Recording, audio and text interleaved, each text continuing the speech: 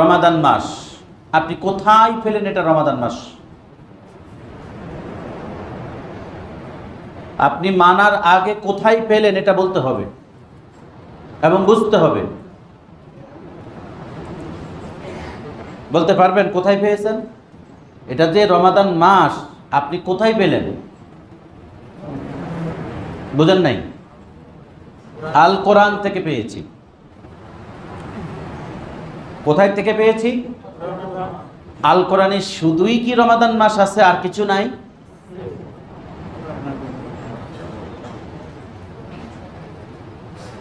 আপনি রমাদান মাস পেলেন, রমাদান মাসের করণীয় কি কোরআনে নাই?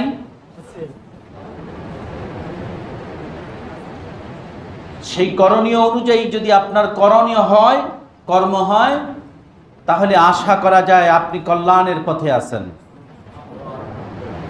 আর সেই রমাদান মাস পাওয়ার পরও যদি আপনি সেই করণীয় পন্থার মধ্যে না থেকে আপনি আপনার নিজের মতাদর্শের মতের মতে চলেন, তাহলে আপনি কল্যাণের পথে নাই।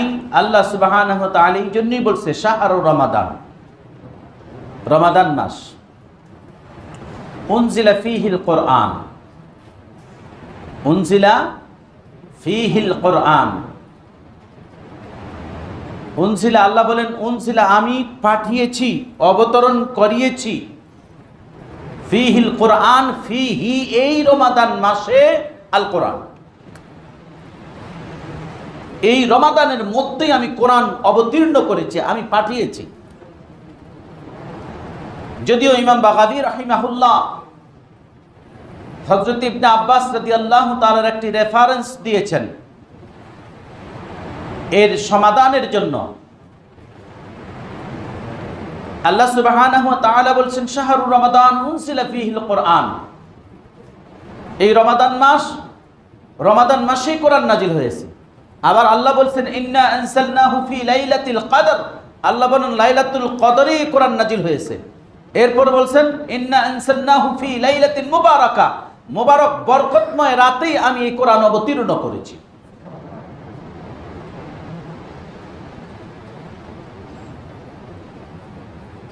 এই আয়াতের আলোকে বুঝতে পারলাম এবং দেখতে পেলাম তাফসিরে মাজহারিতে আসছে কোরআনুল কারীমের নাজিলের যেই সময়কালটা দিনকাল দিয়েছে সেটি রমাদান মাসের 24 তারিখ।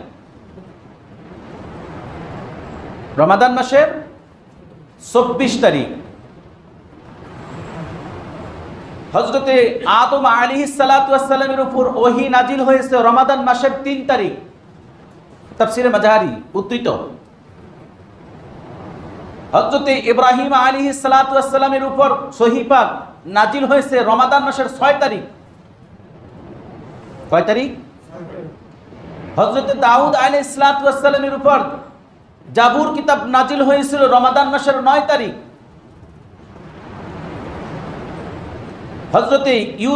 হযরতে মূসা আলাইহিস সালাতু ওয়াস সালামের উপর তাওরাত নাজিল হয়েছিল রমাদান মাসের 13 তারিখ। কত তারিখ? 13 তারিখ। হযরতে ঈসা আলাইহিস সালাতু ওয়াস সালামের উপর ইনজিল কিতাব নাজিল হয়েছে রমাদান মাসের 18 তারিখ।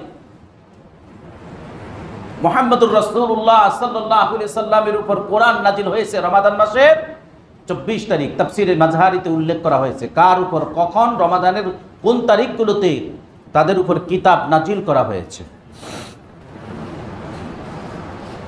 সেজন্য ইবনে আব্বাস রাদিয়াল্লাহু তাআলাকে জিজ্ঞাসা করা হয়েছিল, এর আল্লাহ বলছেন রমাদান মাসে নাজিল হয়েছে, কদরের রাতেই নাজিল হয়েছে, বরকতময় রাতে নাজিল হয়েছে, তাহলে একই কোরআনে 3 রকম কথার কারণে সমাধানটা কি?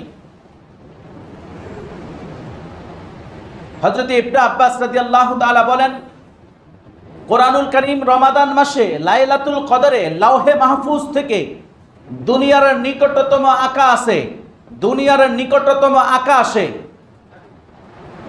যেই জায়গায় নাজিল হয়েছে সেই জায়গাটার নাম এই মুহূর্তে স্মরণ আসছে না, সেই জায়গাটার নাম তাফসিরে মাজহারিতে উল্লেখ করা হয়েছে সিলসিল বা সিলসিলা, এরকম একটা শব্দ উল্লেখ করা হয়েছে।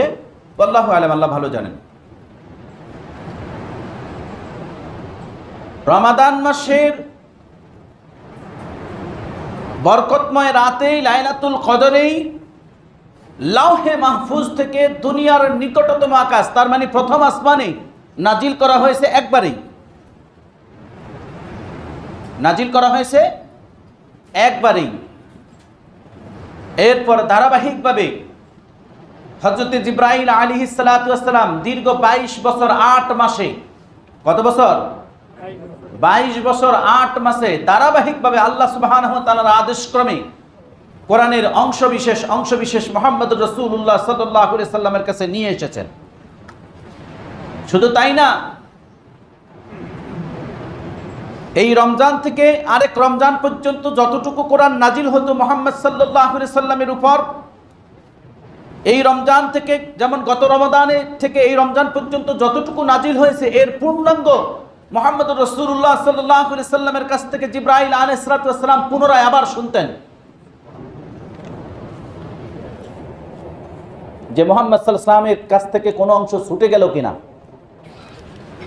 কিন্তু এখানেও আল্লাহ তাআলার হিকমত রয়েছে, আল্লাহ তাআলার হিকমত রয়েছে। যেইটুকু আল্লাহ সুবহানাহু ওয়া তাআলা প্রয়োজন মনে করতেন মুহাম্মদুর রাসূলুল্লাহ সাল্লাল্লাহু আলাইহি সাল্লামের ইলহামের মধ্যে, দিলের মধ্যে ততটুকু রেখে দিতেন, আর যতটুকু প্রয়োজন মনে করতেন না ওইটুকু মুহাম্মদ সাল্লাল্লাহু আলাইহি সাল্লামকে ভুলিয়ে দিতেন, ওইটুকু মুহাম্মদ সাল্লাল্লাহু আলাইহি সাল্লামকে ভুলিয়ে দিতেন।